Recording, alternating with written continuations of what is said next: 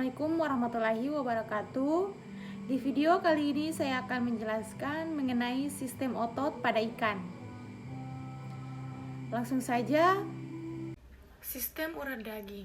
Sistem urat daging atau sistem otot pada ikan secara fungsional, otot ini dibedakan menjadi dua tipe, yaitu yang di bawah rangsangan otak dan yang tidak di bawah rangsangan otak.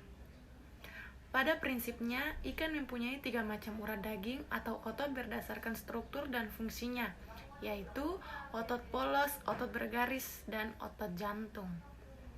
Dari penempelannya juga bisa dibedakan menjadi dua, yaitu otot menempel pada rangka, yaitu otot bergaris, dan yang tidak menempel pada rangka, yaitu otot jantung dan otot polos.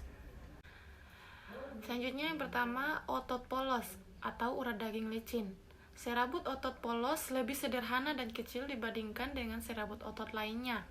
Serabut ini tumbuh dari mesenchyme embrio, secara primer berasal dari mesoderm dengan disertai sel-sel jaringan ikat, kemudian berkembang menjadi otot polos.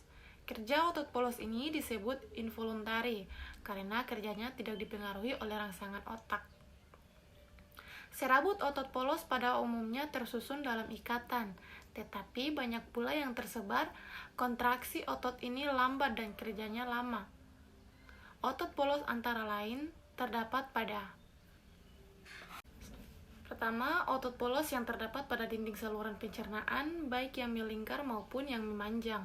Otot ini digunakan untuk menggerakkan makanan peristaltik. Yang lainnya ditemukan pada saluran kelenjar pencernaan, kantun urin, trakea, dan bronki dari paru-paru. Selanjutnya, otot polos yang terdapat pada saluran peredaran darah, yaitu urat daging melingkar berguna untuk mengatur tekanan darah. Selanjutnya, otot polos yang terdapat pada mata yang digunakan dalam mengatur akomodasi dengan menggerakkan lensa mata dan mengatur intensitas cahaya. Yang terakhir, otot polos yang terdapat pada saluran ekskresi dan reproduksi digunakan dalam menggerakkan produk yang ada di dalamnya. Selanjutnya yang kedua, otot jantung atau urat daging jantung. Jaringan otot jantung memperlihatkan garis-garis melintang pada serabutnya. Pada otot ini tidak ada serabut yang terpisah, masing-masing berhubungan satu sama lainnya. Otot jantung berkontraksi kuat dan terus-menerus bekerja sampai individu ini mati. Kerja otot jantung ini sifatnya involuntari karena bekerja di luar rangsangan otak. Secara embriologi, otot jantung merupakan tipe istimewa dari otot polos, di mana sel-selnya menjadi bersatu seperti syncytium. Otot ini berwarna merah tua, berbeda dengan otot bergaris yang berkisar antara warna putih hingga warna merah jambu bergantung pada jenis ikannya. Otot ini disebut pula sebagai myocardium. Myocardium ini dilapisi oleh selaput pericardium atau selaput luar dan endocardium atau selaput dalam. Selanjutnya yang ketiga, otot bergaris atau urat daging bergaris. Disebut otot bergaris karena serabutnya memperlihatkan garis-garis melintang dengan banyak inti tersebar pada bagian-bagian pinggirnya.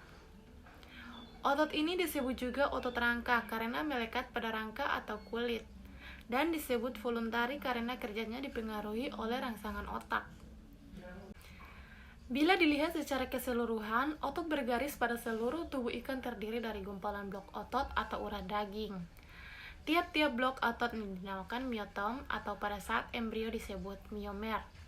Pada urat daging yang menempel pada tubuh ikan sebelah kiri dan kanan dari belakang kepala sampai ke batang ekor. Myotom tersusun menurut pola tertentu yang biasa dibedakan menjadi dua tipe, yaitu cyclostomin yang ditemukan pada kelompok agnatha dan piscin yang ditemukan pada kelompok ikan elasmobranchi dan teleostei.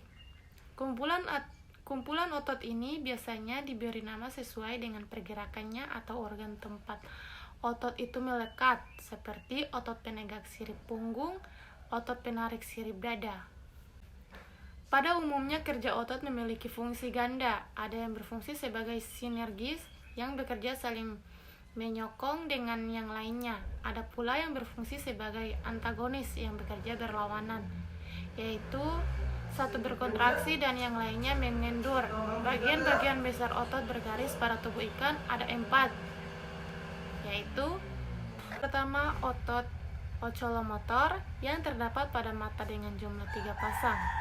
Yang kedua otot hiperbranchial terdapat pada dasar pharynx, rahang, hyoid, dan lengkung insang yang berfungsi sebagai pengembang. Yang ketiga otot branchiomerik yang terdapat pada muka, rahang, dan lengkung insang berfungsi sebagai pekerut. Otot yang bekerja terhadap perawan insang pada hiu ialah kelompok otot branchial yang terdiri dari otot-otot constrictor, levator, dan interaqualia. Dan yang terakhir otot appendicular yang berfungsi untuk menggerakkan sirip. Pada daerah sirip berpasangan atau sirip perut dan sirip dada, otot-ototnya melanjutkan diri ke dinding tubuh. Terjadi pelekatan ikatan otot hipaksial dari beberapa miomer yang berurutan ke galang anggota dan menyebar pada sirip, membentuk 2 macam kelompok otot, yaitu abduktor atau untuk menegakkan dan aduktor untuk mengembangkan, dengan beberapa tambahan seperti lembaran otot tipis yang di antara jari-jari sirip, atau untuk melipat, dan otot yang menegang dan menggerakkan girdle. Otot sirip-sirip tunggal berfungsi untuk menggerakkan sirip-sirip tersebut. Otot-otot permukaan pada sirip punggung dan sirip dubur disusun sebagai pasangan otot protraktor atau penegang dan retraktor, yaitu pengendur. Urat daging insulinator lateral dan urat daging erektor di bagian depan serta depresor di bagian belakang. Sirip ekor mempunyai gumpalan otot lateral yang dihubungkan oleh otot-otot bagian dasarnya. Otot ekor berfungsi menggerakkan dorsal flexor dan ventral flexor dan mengembangciutkan seperti kipas.